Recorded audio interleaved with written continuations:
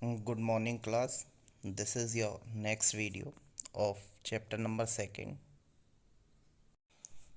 Now the next topic is mixture.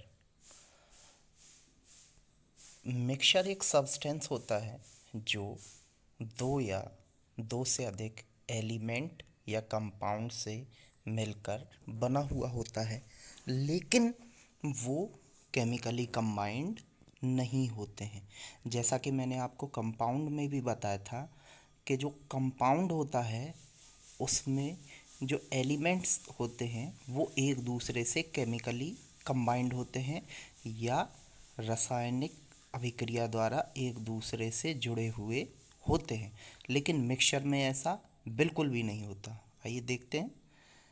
A mixture is a substance, mixture एक substance होता है which consist of to और मोर element और compound, जिसमें दो या दो से अधिक एलिमेंट होते हैं या कंपाउंड होते हैं, नॉट केमिकली कंबाइंड, लेकिन ये केमिकली कंबाइंड नहीं होते हैं। जैसे कि आप एग्जांपल ले सकते हैं एयर का। एयर में आप जानते हैं डिफरेंट गैसेस होती हैं। जो हमारी एयर होती है उसमें नाइट्रोजन होती है, ऑक्सीजन होती है, हीलियम होती है, आर्गन होती है, वाटर वेपर होते हैं। तो इन सभी के मिक्सचर को हम क्या कहते हैं? एयर कहते हैं। जैसे कि आपको पता है नाइट्रोजन सबसे ज़्यादा मात्रा में होती है, उसके बाद ऑक्सीजन होती है और उसमें अदर गैसेस भी होती हैं। लेकिन अगर कोई गैस की परसेंटेज थोड़ी बहुत ज़्यादा या कम हो जाती है तब भी वो कहलाता क्या है बेटा? एयर ही कहलाता है, और वो एक दूसरे से केमिकली कंबाइंड नहीं होता है। जैसे कि आप एग्जांपल ले सकते हैं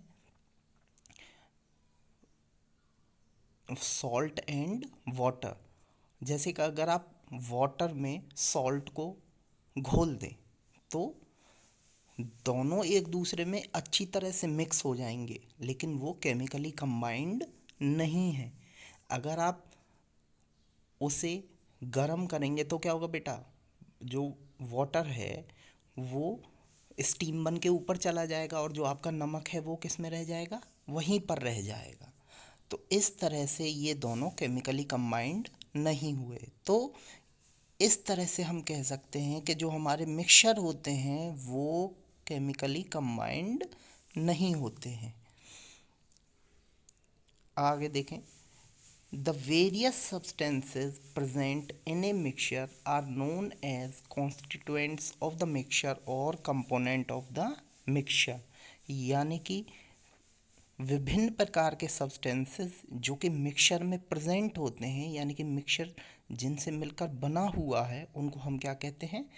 कॉन्स्टिट्यूएंट ऑफ द मिक्सचर या कंपोनेंट ऑफ द मिक्सचर कहते हैं।